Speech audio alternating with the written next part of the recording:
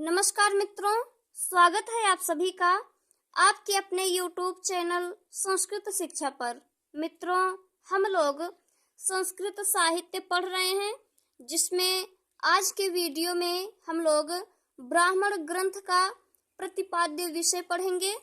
तो इसके अंतर्गत देखते हैं, ब्राह्मणों में प्रतिपाद्य विषय को 3 भागों में बांटा गया है। यानी कि ब्राह्मणों में इसके जो प्रतिपाद्य विषय हैं, इन्हें 3 भागों में विभाजित किया गया है, जिसमें पहला है विधि, दूसरा है अर्थवाद, तीसरा है उपनिषद। अब इन तीनों के बारे में पढ़ते हैं, इन तीनों के बारे में थोड़ा सा देखते हैं। पहला है विधि, इसमें है जिसमें यज्ञ तथा उससे संबद्ध कार्यकलाप के लिए नियम दिए गए हैं, विधि कहलाता है। यानी कि जिसमें यज्ञ तथा उससे संबद्ध कार्यकलाप के लिए नियम बताए गए हैं, वही विधि कहलाता है। दूसरे नंबर पर है अर्थवाद।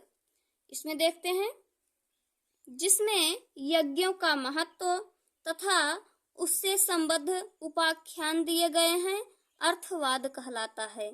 यानी कि जिसमें यज्ञों का महत्व तथा उससे संबद्ध उपाख्यान दिए गए हैं, वही अर्थवाद है। तीसरा देखते हैं उपनिषद। इसमें देखते हैं, जिसमें आध्यात्मिक एवं दार्शनिक विचारों का समावेश है, उपनिषद कहलाता है। यानी कि जिसमें आध्यात्मिक एवं दार्शनिक विचारों का वर्णन किया गया है या आध्यात्मिक एवं दार्शनिक विचारों का उल्लेख किया गया है, उसके बारे में बताया जाता है, वही उपनिषद कहलाता है। तो मित्रों, ये हो गया ब्राह्मण ग्रंथ का जो प्रतिपाद्य विषय है, जिसे 3 भागों में बांटा गया है, उनके अंतर्गत ये हो गया। फिर आगे देखते हैं, ब्राह्मणों में यज्ञ के लिए 4 पुरोहितों की आवश्यकता बताई गई है। यानी कि ब्राह्मण ग्रंथ में यज्ञ के लिए 4 पुरोहितों की आवश्यकता बताई गई है। इन चारों का एक एक वेद से संबंध है। यानी कि जो चारों पुरोहित हैं, ये चारों वेदों से संबंधित हैं। जिसमें पहला है होता। होता जो है ऋग्वेद से संबंधित है। और दूसरा है अध्वर्यु, यह यजुर्वेद से संबंधित है। तीसरा है उद्गाता, यह सामवेद से संबंधित है। और चौथा है ब्रह्मा, यह अथर्ववेद से संबंधित है। तो अब इन चारों पुरोहितों के बारे में थोड़ा सा देखते हैं। तो जिसमें जो पहला है होता।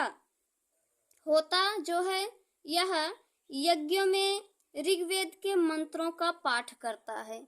यानी कि जो होता पुरोहित है, यह यज्ञ में ऋग्वेद के मंत्रों का पाठ करता है।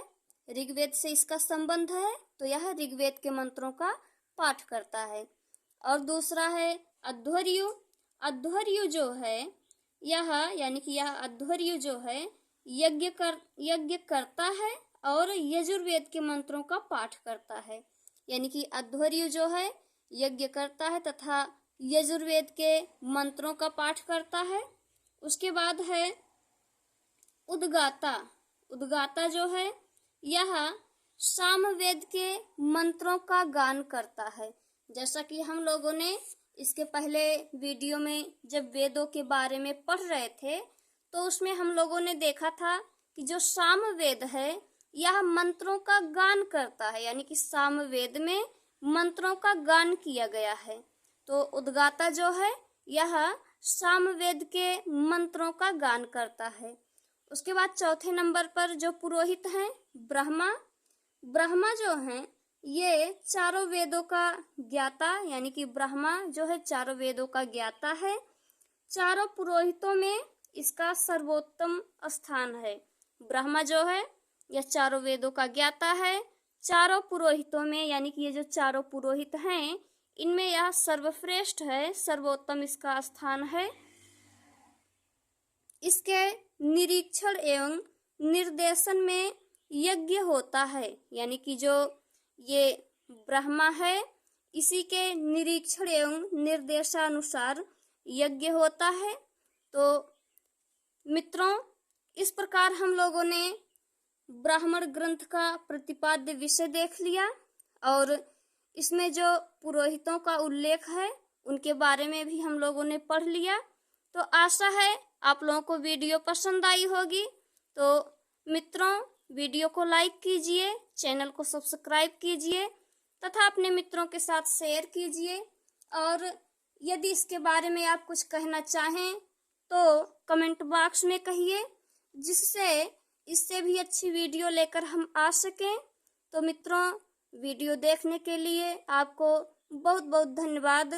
अब मिलते हैं अगले वीडियो में, तब तक के लिए नमस्कार।